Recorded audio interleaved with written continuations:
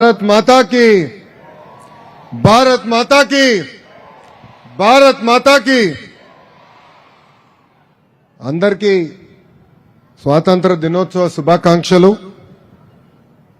ఈ రోజు దేశమంతా ఒక పండుగ, కులం లేదు, మతం లేదు, ప్రాంతం లేదు, అందరూ కలిసి జరుపుకున్న ఒకే ఒక పండుగ మన జెండా పండుగ। ఈ రోజు దేశం మొత్తం జాతీయ జెండా గర్వంగా ఎగురుతుంది। ఆ జెండా మనందరికీ గుండె చొప్పు లాంటిది। జెండా పండుగ నాకు ఒక పర్సనల్ ఎమోషన్। ఇక్కడికి నేను వచ్చినప్పుడు పిల్లలు చూసిన తర్వాత నాకు కూడా నా స్కూల్ రోజులు గుర్తొచ్చినాయి। ఇండిపెండెన్స్ డే వస్తుందనగా స్కూల్లో హడావుడి ఉండేది। మేమందరం మిత్రులు కలిసి మా క్లాస్ రూమ్ని, స్కూల్ని బాగా అలంకరణ చేసేవాళ్ళం। స్కూల్లో పెట్టే కాంపిటీషన్ కోసం స్వాతంత్ర సమరయోధుల చరిత్రను ఏకంగా చదువుకుని ఆ కాంపిటీషన్లో కూడా మేమందరం పాల్గొనేవాళ్ళం। ఫైనల్గా ఎవరైనా గెస్ట్ వచ్చి మన జాతీయ జెండా ఎగిరేసినప్పుడు మా అందరికీ గూస్ బంప్స్ వచ్చేది। జనగణ మనకు ఒక మాటలో చెప్పాలంటే జాతీయ జెండా ఎగురడం చూసినప్పుడు చాలా గర్వంగా ఉంటుంది। ఆ మూమెంట్ ఈరోజు మళ్ళీ నాకు గుర్తొచ్చింది। మన గౌరవ ప్రధాని నరేంద్ర మోడీ గారు ప్రతి ఇంటిపై జాతీయ జెండా ఎగిరేయాలని పిలుపిచ్చారు। ప్రతి ఇంటిపైనే కాదు, ఈరోజు ప్రతి భారతీయుడి గుండెల్లో జాతీయ జెండా ఎగురుతుంది। ఎంతో మంది వీరుల ప్రాణ త్యాగం మన స్వాతంత్రం। చేతిలో ఆయుధం లేకపోయినా అహింస మార్గంగా ఎంచుకుని స్వాతంత్రం సాధించింది మహాత్మా గాంధీ గారు। కత్తిబట్టి స్వాతంత్రం కోసం పోరాడిన వీర మహిళ రాణి ఝాన్సీ లక్ష్మీబాయి గారు। నాకు రక్తం ఇవ్వండి, మీకు స్వాతంత్రం ఇస్తానంటూ యువత దేశం కోసం పోరాడ చేసింది నేతాజీ సుభాష్ చంద్రబోస్ గారు। కోట్లాది మంది పోరాటం మన స్వేచ్ఛ, లక్షలాది మంది త్యాగం మన స్వాతంత్రం। ఎన్టీఆర్ జిల్లా స్వాతంత్రం వేడుకల్లో పాల్గొంటాం నా అదృష్టం। ఉమ్మడి కృష్ణా జిల్లాకి చెందిన పింగళి వెంకయ్య గారు రూపొందించిన జాతీయ జెండాను ఈ రోజు ఎగిరేయటం నాకు ప్రజలిచ్చిన వరంగా భావిస్తున్నా। బ్రిటిష్ వాళ్ళు తుపాకీకి ఎదురుగా నిలబడి ధైర్యం పేరు టంగుటూరి ప్రకాశం పంతులు గారు। రంప రెబెలియన్ పేరుతో బ్రిటిష్ వాళ్లకు నిద్ర లేకుండా చేసింది మన వీరుడు అల్లూరి సీతారామరాజు గారు। ఆగస్టు 15 కేవలం ఒక తేదీ కాదు, మన చరిత్రను గుర్తు చేసే రోజు, మన భవిష్యత్తును నిర్మించే రోజు। 3 రంగుల జెండా మన ఆత్మ గౌరవం। బెజవాడ కనక దుర్గమ్మ ఆశీస్సులు మనకెప్పుడు ఉంటాయి, అదే మనందరికీ కొండంత బలం। ఈ జిల్లాకి ప్రకృతి ఇచ్చిన గొప్ప వరం మన కృష్ణమ్మ।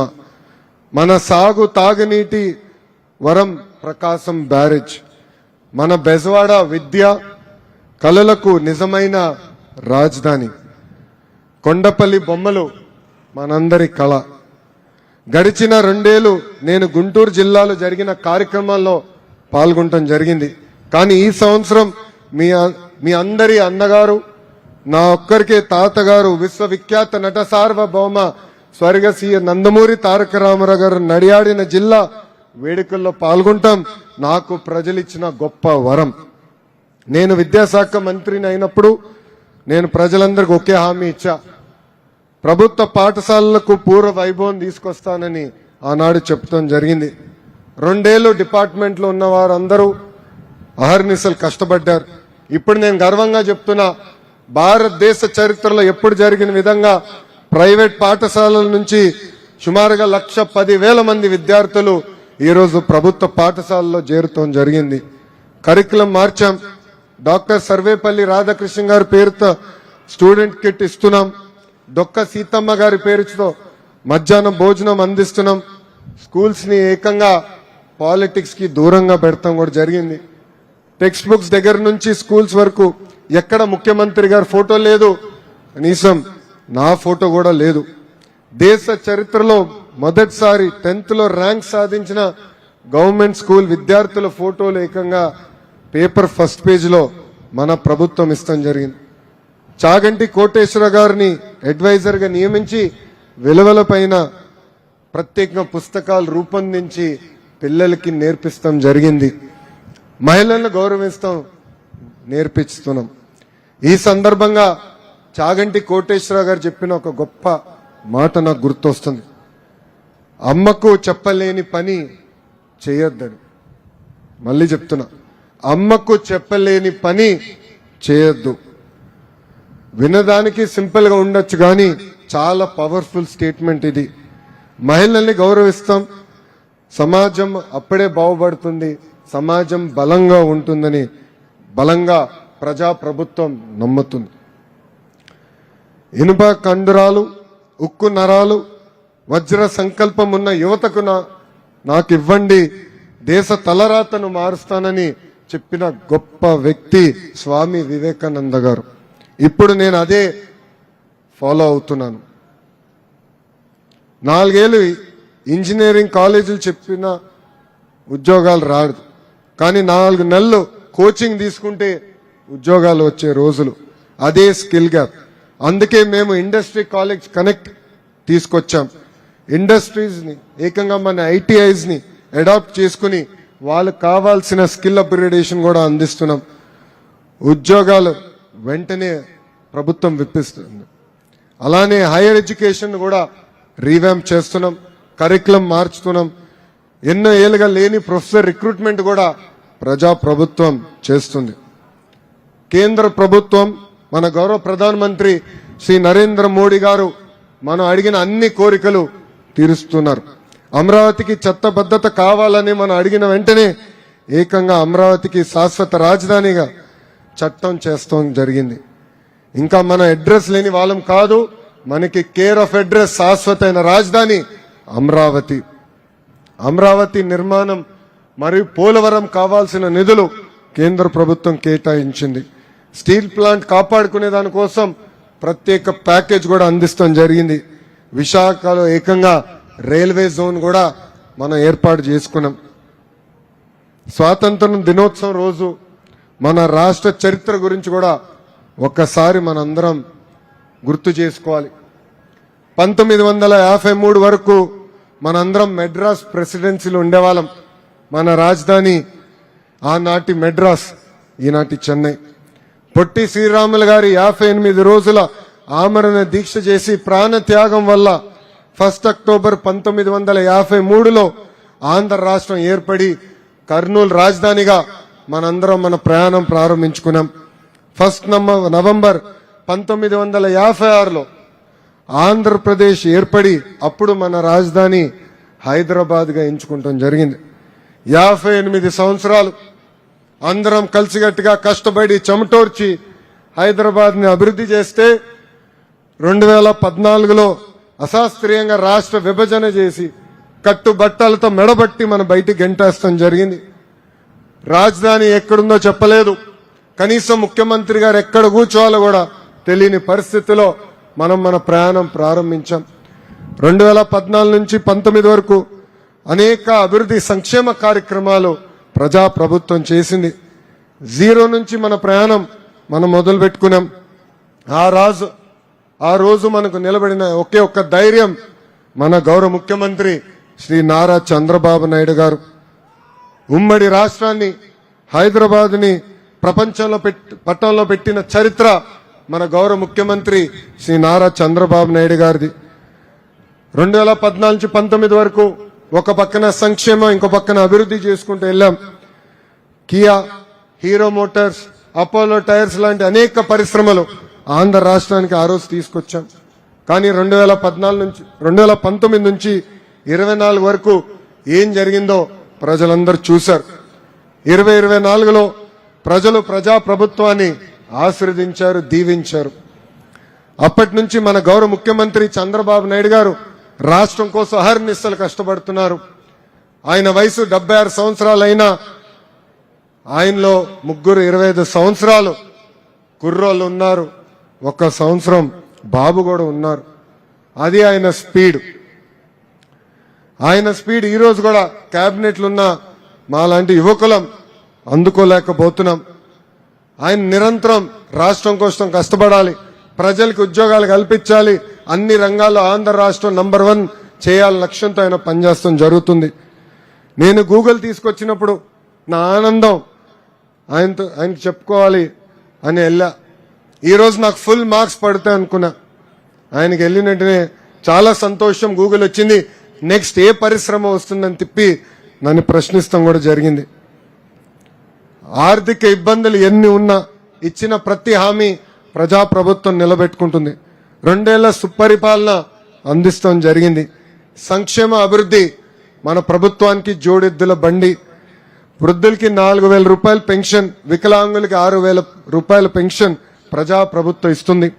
తల్లికి వందనం, దీపం, స్త్రీ శక్తి, అన్నదాత సుఖీభవ, చేనేతలకు ఉచిత విద్యుత్, అన్న క్యాంటీన్, ఆటో డ్రైవర్లకి మరియు మత్స్యకారులకి ఆర్థిక సహాయం, ఇలా అనేక సంక్షేమ కార్యక్రమాలు ఈరోజు ప్రజాప్రభుత్వం నిర్వహిస్తుంది.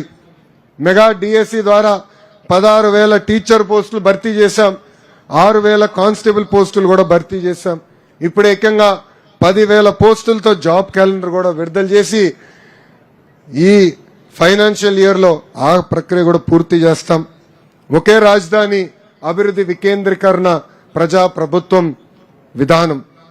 దేశానికి 100 రూపాయలు పెట్టుబడులు వస్తే దాంట్లో 25 రూపాయలు ఈరోజు ఆంధ్ర రాష్ట్రాన్ని వెతుక్కుంటూ వస్తుంది. ఒక Google, Arcelor Mittal, jet fighters తయారు చేసే AMCA project, TCS, Infosys, Cognizant, royal Enfield, ఇలా వేలాది మెగా ప్రాజెక్ట్స్ ఆంధ్ర రాష్ట్రానికి చిరునామాగా చేశాం. నేను పాదయాత్రలో మోహన అనే ఒక తల్లిని కలిసా. ఆమె రోడ్ పక్కన కూర్చుని 30 సంవత్సరాలు అక్కడ బజ్జీలు వేస్తూ రూపాయి జమ చేర్చి ఆమెకున్న 2 బిడ్డల్ని అద్భుతంగా చదివించింది. మోహనాన్ని నేను కలిసినప్పుడు ఆమె ఒకటి అడిగాను, అమ్మా ప్రభుత్వం నుంచి మీరేం ఆశిస్తున్నారంటే అప్పుడు ఆమె చెప్పింది, ప్రభుత్వం నుంచి నాకు సంక్షేమ కార్యక్రమాలు అవసరం లేదు, నాకున్న 2 బిడ్డలకి ఉద్యోగాలు కల్పించండి.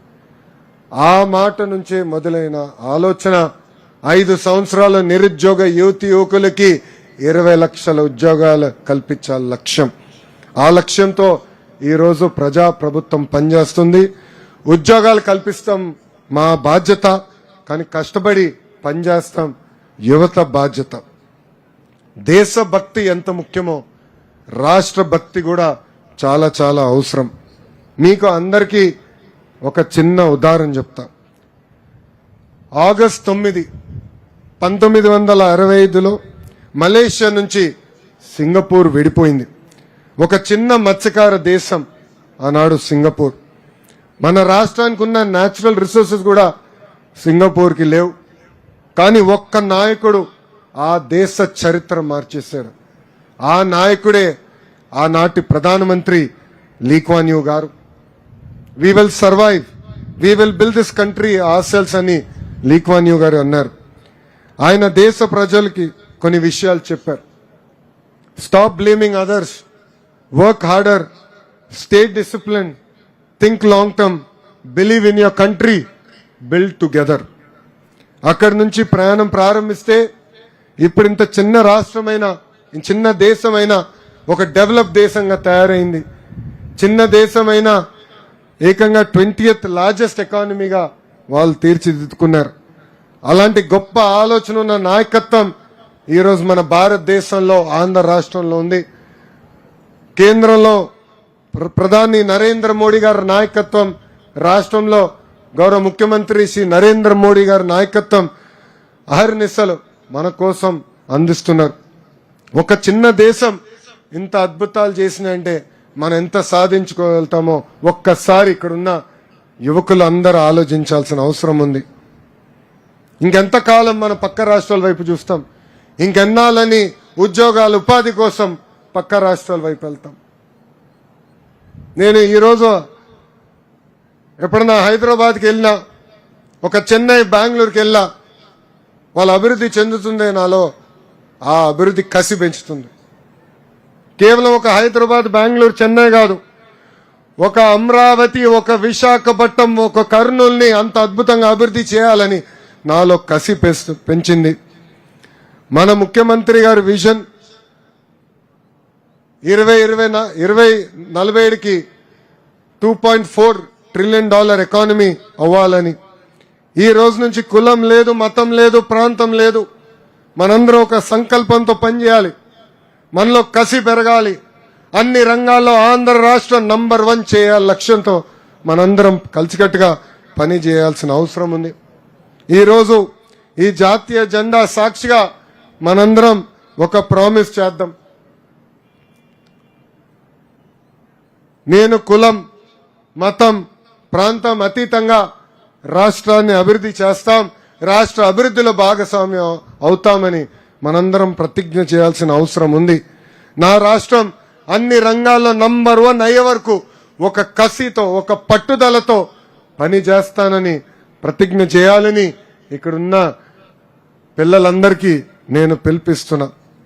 చివరిగా స్వర్ణాంధ్ర విజన్ కి తగ్గట్టుగా ఎన్టీఆర్ జిల్లాని అన్ని రంగాల్లో ప్రజా ప్రభుత్వం అద్భుతంగా అభివృద్ధి చేస్తుంది. జిల్లా అభివృద్ధి కోసం ప్రత్యేకంగా సెంట్రల్ నియోజకవర్గ అభివృద్ధి కోసం ఆర్నిస్సులు కష్టపడుతున్న ఎమ్మెల్యే గారికి, ఎంపీ గారికి, అదేవిధంగా జిల్లా అభివృద్ధి కోసం పనిచేస్తున్న కలెక్టర్ గారికి, ఎస్పీ గారికి, అన్ని శాఖల అధికారులకి పేరు పేరున నా హృదయపూర్వక ధన్యవాదాలు తెలుపుకుంటూ, ఏ ఆలోచనతో అయితే ప్రజా ప్రభుత్వం ప్రజల కోసం పనిచేస్తుందో అది ప్రజలందరూ గమనించాలని ఈ సభాముఖంగా కోరుకుంటూ, ఒక కసితో, ఒక పట్టుదలతో రాబోయే రోజులు పక్క రాష్ట్ర ప్రజలు మన వైపు చూసి, ఆంధ్ర రాష్ట్ర వైపు చూసి అసూయపడే విధంగా మనందరం కలిసికట్టుగా పనిచేయాలని, ఒక్క కమిట్మెంట్తో రాష్ట్రాన్ని ముందలు తీసుకెళ్లాలని ఈ సభాముఖం మిమ్మల్ని అందరినీ కోరుకుంటూ, నాకింత అద్భుతమైన అవకాశం ఇచ్చిన ఎన్టీఆర్ జిల్లా ప్రజలందరికీ పేరు పేరున నా హృదయపూర్వక ధన్యవాదాలు తెలుపుకుంటూ మీ అందరి దగ్గర నుంచి సెలవు తీసుకుంటున్నా. వందే వందే వందే. జై హింద్, జై హింద్, జై హింద్.